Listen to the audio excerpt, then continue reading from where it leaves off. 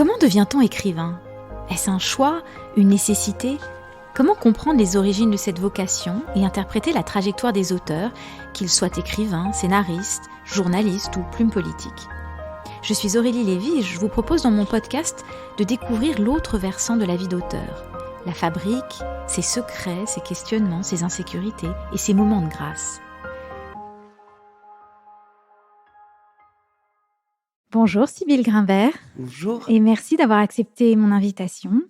Cette semaine, l'émission Écrire est au Centre Pompidou pour le festival Extra qui inaugure la rentrée littéraire, orchestré par Jean-Max Collard. Et lorsqu'il m'a donné carte blanche pour l'inviter et le lieu, j'ai choisi le jardin d'hiver de Dubuffet, celui qui s'apparentait le plus à l'antre maternel, dans l'espoir que la conversation serait la plus intime possible.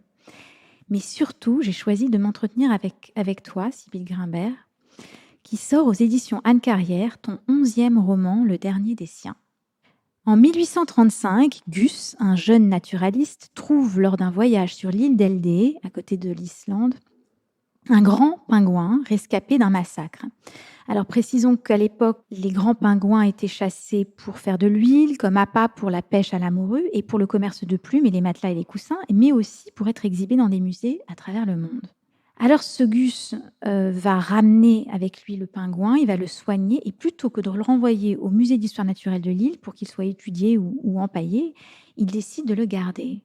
Et va se nouer entre eux un lien digne des plus grandes histoires d'amour. Alors avant d'entamer notre conversation, je voudrais quand même préciser deux choses. D'abord, c'est que le grand pingouin est un animal très ancien, dont le dernier spécimen a disparu en 1844. Gus a donc découvert un des derniers et à cette époque, pour contextualiser un petit peu les choses, Darwin n'a pas encore écrit sa théorie de l'évolution. On ignore donc encore le fruit de ses recherches biologiques. Alors d'abord, bravo Sybille Grimbert pour ce livre. Ce tour de force, à mon sens. Je tenais absolument à ce que tu fasses partie des premiers invités de cette émission. Alors, à l'approche de la 6e extinction et surtout la sortie de ton livre, comment te sens-tu ? Très contente. Là, je dois dire très contente. Alors, pour mon livre, pardon. Oui, parce qu'il faut préciser quand même qu'il s'est passé quelque chose d'assez dingue cet après-midi. Tu as appris que tu étais sur la liste du Fémina, la liste du Renaudot et aussi du Renaudot des lycéens et le Fémina des lycéens. Qu'est-ce que tu ressens ? Ça a beaucoup de plaisir pour l'instant, de l'excitation et en même temps un certain soulagement. J'ai un sentiment que quelque chose est fait. Pour répondre à ta question, à l'aube de la 6e extinction, je suis comme tout le monde. Je ressens d'abord de la tristesse, mais de ce point de vue-là, je suis aussi comme Gus. Et je m'en suis aperçue a posteriori en fait. Mais Gus est le premier des nôtres d'un certain point de vue. Il est et non le dernier des siens. C'est-à-dire, il est un des premiers hommes qui va découvrir l'extinction de masse. Il ne sait pas encore la nommer, il ne sait pas à quel point elle va exister sur la Terre entière, mais il est le premier à assister à la disparition d'une espèce et en avoir conscience. Des espèces avaient déjà disparu, mais à enquêter et petit à petit à comprendre qu'ils disparaissent, que les grands pingouins disparaissent. Et ça, je le savais pas en l'écrivant, je l'ai découvert petit à petit. Il existe, Gus est à cette première moitié du 19e siècle, qui est quand même le début de la grande industrialisation. De ce point de vue-là, il est le premier, parce que il est à l'époque qui est en train de se continuer et qui va amener aux extinctions de masse. Et lui va la découvrir au fur et à mesure, parce qu'il ne peut pas la penser au début. Alors justement, ça pose plusieurs questions. Rencontrer le dernier d'une espèce, est-ce un privilège ou une lourde responsabilité ? Être le dernier de son espèce, avec toute la solitude qui en découle, que ressent celui qui comprend qu'il ne verra jamais un autre lui ressembler ?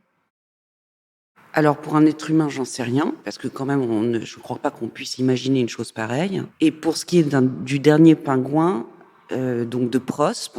Il s'appelle Prospe, ce pingouin, parce qu'on va beaucoup entendre ces deux noms dans le fil de l'émission. Gus, qui est le naturaliste, qui va récupérer Prospe, et Prospe, le grand pingouin. Et d'ailleurs, je voulais préciser que si on entend des bruits On dirait une ménagerie. Exactement, on a l'impression d'être sur une île avec des pingouins qui se font massacrer, et en fait, ce sont simplement les bruits du musée. Donc oui, Prospe, en fait, je ne sais pas ce que pense Prospe au fond.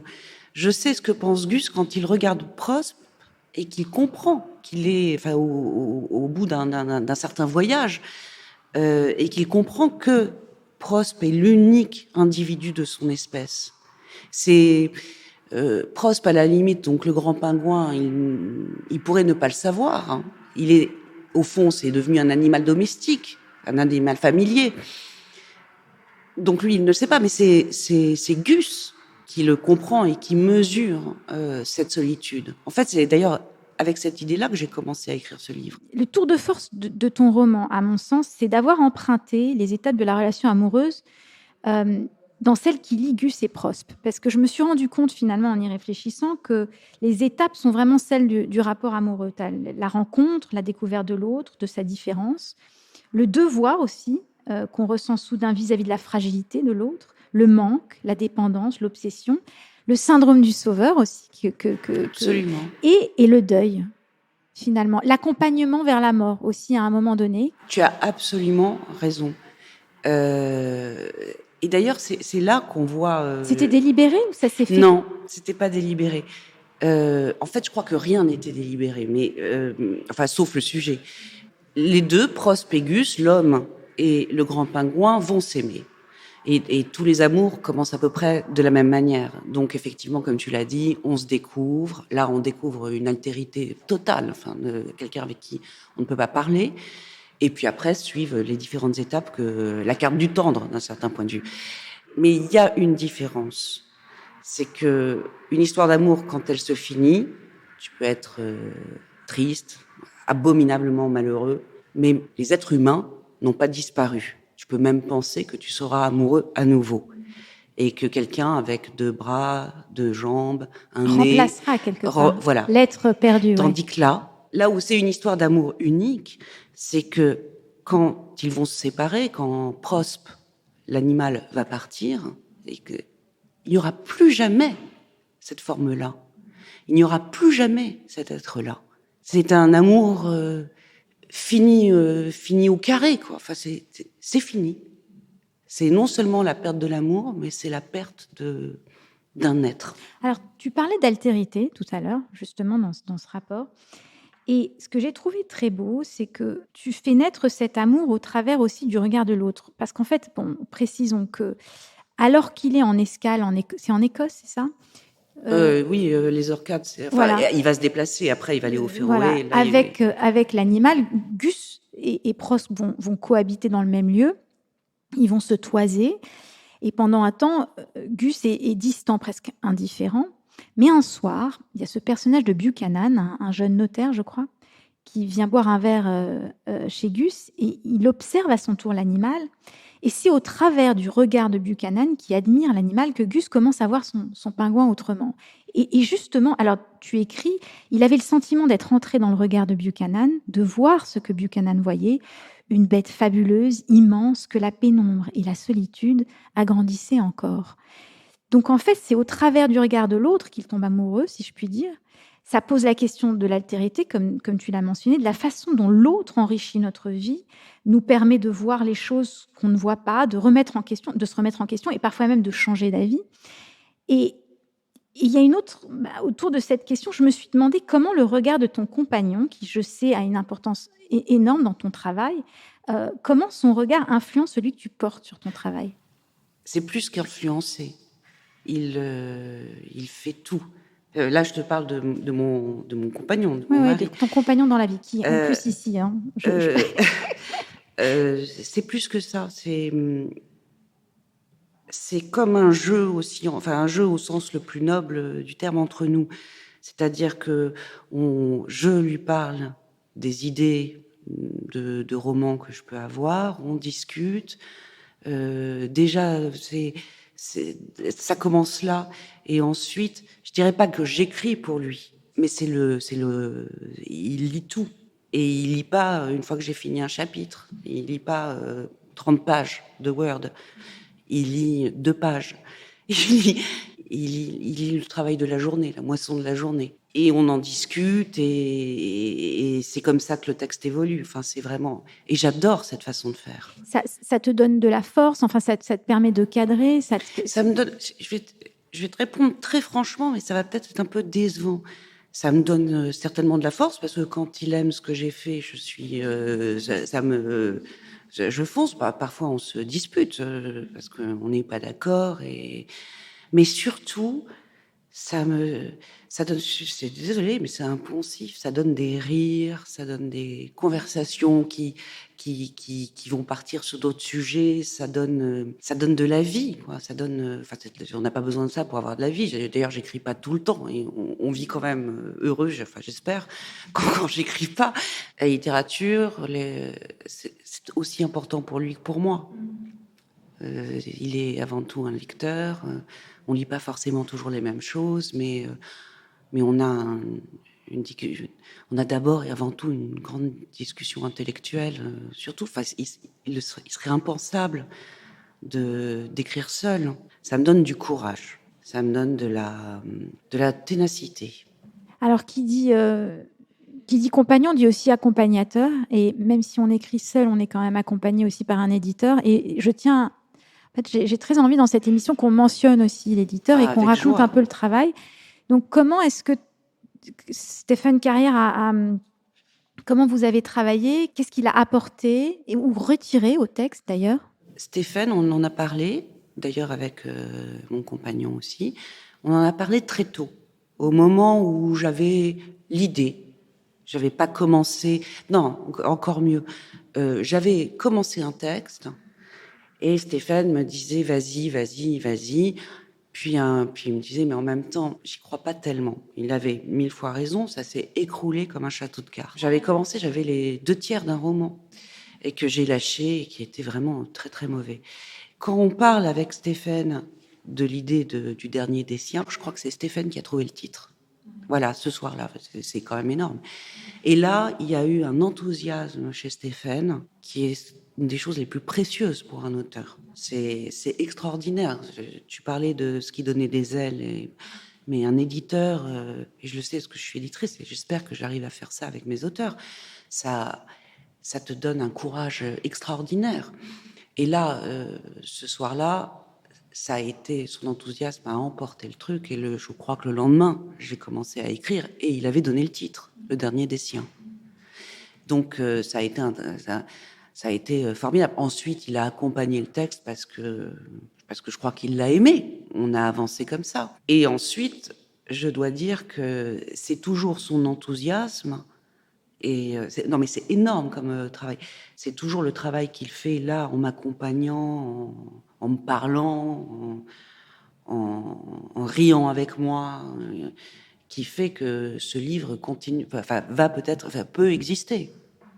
Sans Stéphane, ça n'existerait pas. Stéphane Carrière. Ouais, alors tu l'as aussi dit, tu es aussi éditrice. Quel regard portes-tu en tant qu'éditrice sur ton propre travail? Aucun. D'accord. Voilà. Tu compartimentes totalement. Je compartimente totalement. Je crois que je sais lire. À force d'avoir écrit des livres, maintenant, je maîtrise quand même bien mon écriture, qui n'est que la mienne. Ce que je sais, ce qui est important, c'est quand tu as un auteur qui vient, en tant que c'est totalement compartimenté pour ça, je publie des auteurs que j'aime tous, mais qui n'écrivent pas du tout comme moi. Qui n'écrivent pas des choses d'ailleurs que, heureusement, que j'aurais aimé écrire. Enfin, j'aurais aimé écrire, mais enfin, auxquelles j'ai pas pensé. Et c'est compartimenté là-dedans, c'est-à-dire que moi, mon travail d'éditeur, c'est de les amener à écrire, de les aider, si c'est nécessaire, à être ce qu'ils sont. Et pas à être ce que Sybille Grimbert pense. Alors, dans ce livre qui est ton 11e roman, tu changes totalement de genre. Dans La Horde, par exemple, tu proposais une version de l'exorciste du point de vue du démon. Dans Le Fils de Sam Green, Madoff du point de vue du fils. Et dans ce livre, tu renonces en quelque sorte à beaucoup d'artifices. Et c'est justement ce qui lui donne de la force. Tu renonces à l'ironie, au second degré, à une forme d'intellectualité aussi. Ça ne veut pas dire que le roman n'a pas de profondeur, mais enfin, je crois que tu vois ce que je veux dire. Tu oses en fait le premier degré, ce qui est peut-être un exercice littéraire encore plus difficile. Est-ce que c'était un choix ou ça aussi, ça s'est fait comme ça, assez naturellement? Ça s'est fait comme ça s'est fait très naturellement, c'était pas un choix. Je crois que c'est comme toute chose. C'est d'ailleurs un peu comme quand Gus va découvrir l'extinction. Il ne sait pas qu'il sait. Enfin, il ne sait pas ce qu'il voit, mais il le voit quand même. Et ben, c'est exactement pareil. Je pense que j'en avais envie, mais je ne savais pas à quel point j'en avais envie. Je n'étais pas capable de le penser. C'est venu assez naturellement. Mais en vérité, de plus en plus, ces temps-ci, je crois que le premier livre qui a été du côté de la bonté, qui a abandonné un certain côté Pierre Ponce, que j'aime bien, enfin, c'est La Horde, c'est celui d'avant, où mon personnage de démon était un personnage bon, très bon, qui s'humanisait petit à petit, et qui abandonnait petit à petit son ironie. Mais c'était moins visible que là, où effectivement, Donc tu as c'est... amorcé finalement Je ce travail crois, d'arriver à l'essence, peut-être à le... plus de jugement, ne plus jamais, plus de jugement. Entendons-nous bien, je pense que la sixième extinction, c'est une horreur. En fait, comprendre cet animal va changer le regard que Gus porte sur la nature et quelque part le libérer du poids de la responsabilité, d'une certaine façon. Comprendre qu'il n'est rien, comme tu dis, avec tout ce que cela comporte de rassurant, parce que finalement, n'être rien, c'est aussi appartenir au tout que constitue l'univers. Et il y a ce passage très beau que je vais lire. Soudain, l'être humain n'avait plus d'importance dans ce monde qui respirait seul de lui-même, de cet univers indifférent à sa présence qui existait avant qu'un être humain ne le regarde et qui continuerait après. Ni plus ni moins important qu'un copeau parmi des milliards de copeaux, il n'était plus rien qui eût un nom, une corpulence, une odeur, des habitudes, des goûts, une individualité changeante, et bizarrement il se sentait plus libre, rassuré d'être identique à la vague, de tenir compagnie à la mouche qui volait sur le sable noir, plus fort de discuter, infime, modeste et égal à toute chose, avec cet univers infini qui ne lui répondait pas, c'était si grisant.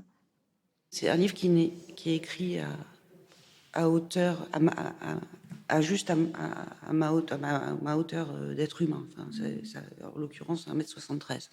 Mais ça pourrait être moins, ça pourrait être plus. Et ce sentiment-là, je crois que très rarement on l'éprouve. C'est, je ne sais plus quand, mais en regardant un paysage, tout d'un coup, ce moment où on est dans le paysage. Alors, j'ai jamais été dans le désert, mais on raconte que c'est un peu le sentiment, en l'occurrence le sentiment religieux qui peut prendre des gens devant le désert, c'est-à-dire ce sentiment d'appartenir à l'ensemble et De ne faire qu'un, de ne finalement. faire qu'un. N'être rien et ne faire Voilà. qu'un, c'est-à-dire être tout et rien. Tout et rien. Ouais. Et c'est, j'ai dû le sentir très peu, moi, mais c'est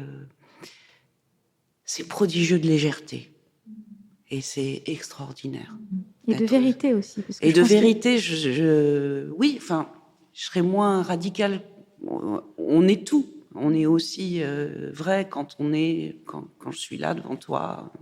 Enfin bref, mais c'est un sentiment de plénitude qui est remarquable, qui est, je pense, je n'en sais rien et je ne prétends pas le savoir surtout, mais qui doit être aussi parfois le sentiment des animaux, donc le sentiment qu'éprouve Prospe.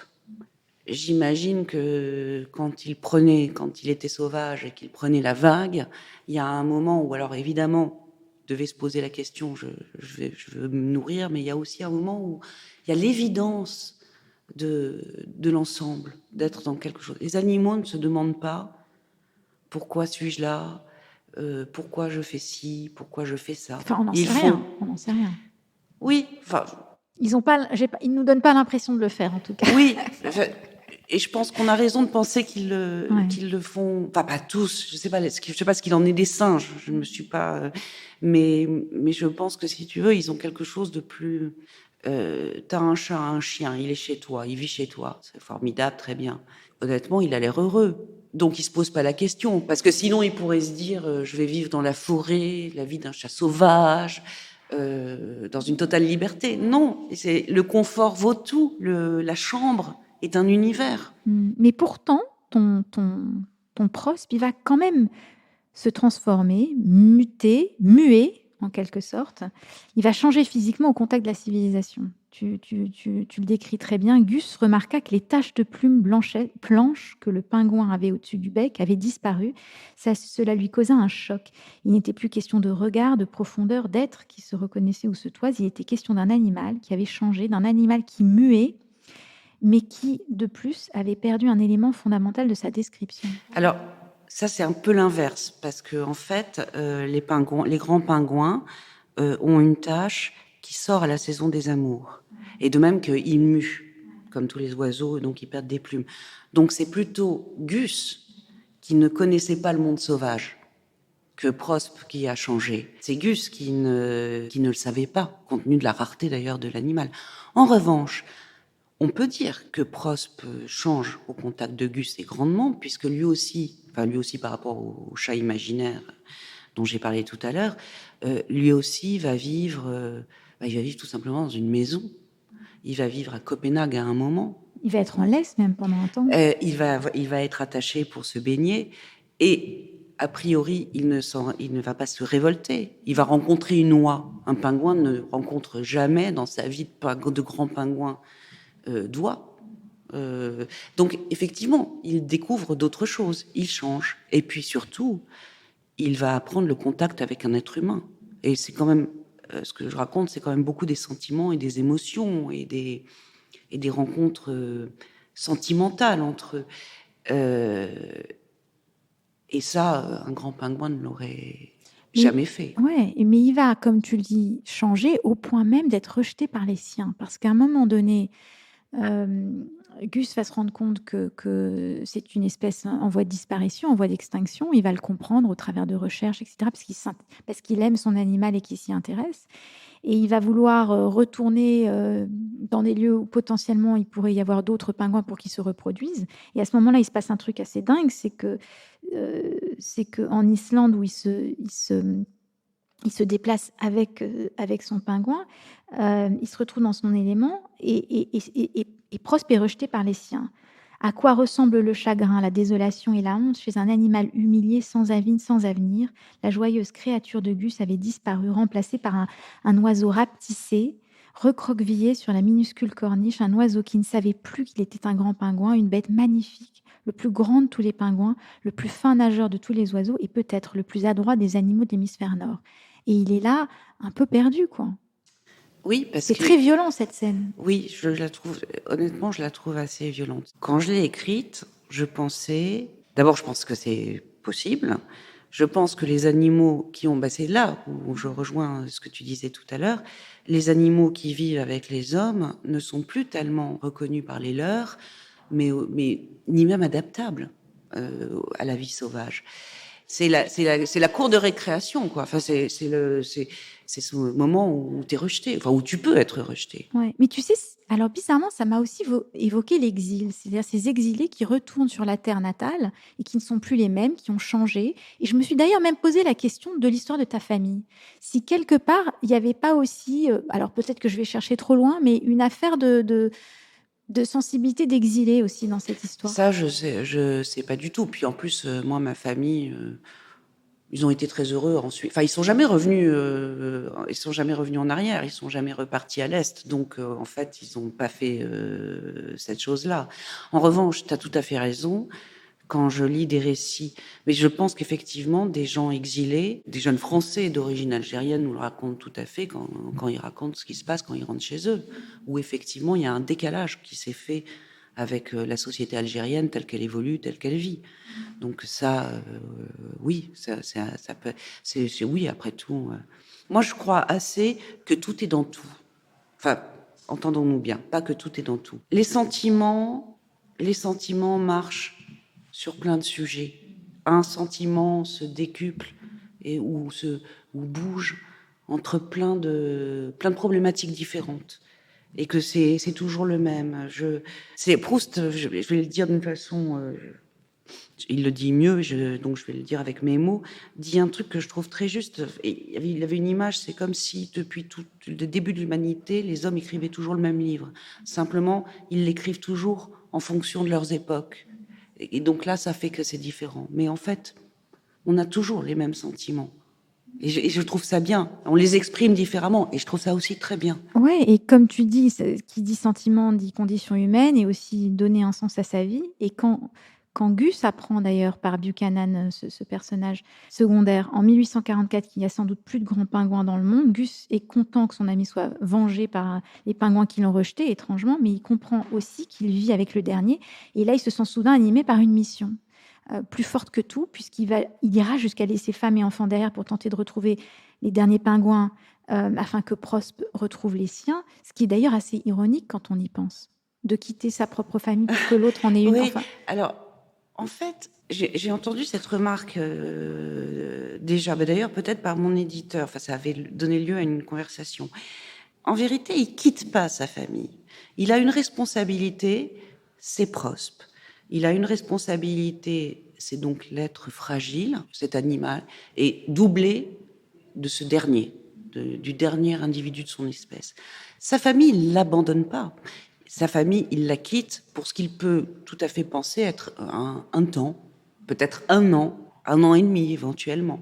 Et sa famille ne la laisse pas dans une situation catastrophique. Elle est préservée, elle continue à vivre au Danemark. Il ne quitte pas affamé. Il part pas pour une maîtresse. Il part pas pour une danseuse. Il part pour effectivement, comme tu dis, une mission. Mais il n'abandonne pas sa famille. Enfin, moi, je le vois pas comme ça. Enfin, je vois que, oui, après tout, Dumont d'Urville, qui, quand il découvre la Terre Adélie, donc hémisphère sud, ou Darwin d'ailleurs, enfin, je pense qu'il n'avait pas encore sa famille, mais bref, c'est des voyages qui durent un an, j'imagine, enfin, plus parfois. Ils abandonnent pas les leurs, ils reviennent, ils font leur mission. Et celle de Gus, c'est de sauver cet animal, c'est d'être responsable de cet animal qu'il a pris avec lui de façon fortuite au début. et puis la fin est bouleversante. On ne va pas en parler parce on va pas spoiler, comme diraient les Américains. Mais voilà, il va l'accompagner jusqu'à la fin, cet animal, comme on accompagne un proche en phase terminale. Il va connaître aussi la honte, le désarroi. Propre d'ailleurs ne sait pas lui-même qu'il est le dernier des siens. C'est Gus qui porte le poids de savoir son espèce en extinction, un poids qui va lui peser au point presque de l'annihiler. Et là, c'est l'animal qui va le ramener à la vie, en quelque sorte. Et c'est bouleversant. Donc, bravo vraiment, parce que c'est vraiment bouleversant. Est-ce que tu as vu Prost? Est-ce que tu as vécu avec lui pendant l'écriture de ce livre? Oui, absolument. Donc, c'était lui aussi, il t'a accompagné, en fait, il était là? Il m'a accompagné, il était là. Enfin, j'étais Gus. Voilà, tiens, j'étais Gus et j'avais Prospe et Prospe vivait pour moi. Mais ça se sent, je trouve, dans le livre, Bah, qu'il écoute, était ça là, me fait quelque plaisir. part. Oui, bien sûr. Ouais. Au début, quand j'essayais d'écrire, hein, j'essayais de me le représenter. Tu vois, je me disais, tiens, s'il est là dans le coin de la pièce, qu'est-ce que ça fait? Puis petit à petit, il était là. Il était mien. Enfin, il était mon animal. Qu'est-ce que ce livre a changé dans ta vie? Bah, écoute, je crois que c'est le premier livre dont je suis absolument contente. Non, mais c'est tout à fait personnel, ça n'intéresse personne, mais c'est un sacré changement. C'est le premier livre avec lequel je suis d'accord, mais entièrement, sans, je le connais pas par cœur. Tu vois, tu me lis des passages et je les ai oubliés, mais je sais que quand je l'ai terminé, je me suis dit tiens, c'est. Et puis il m'a montré quelque chose, mais ça va vous paraître complètement débile. Il m'a montré la bonté. Il se trouve qu'entre-temps, j'ai relu des passages de Vassili Grossman dans Vie et Destin. Et à un moment, au Goulag, il y a un des prisonniers qui explique qu'il est passé du côté de la bonté. Et qui explique au héros, enfin à un des héros, et qui explique beaucoup mieux que je le ferai là, que s'intéresser au bien et au mal, ça n'a aucun intérêt. Le bien, le mal, c'est ce qu'on pense à un moment donné. Parfois, c'est plus sérieux que ça, mais enfin, c'est quand même.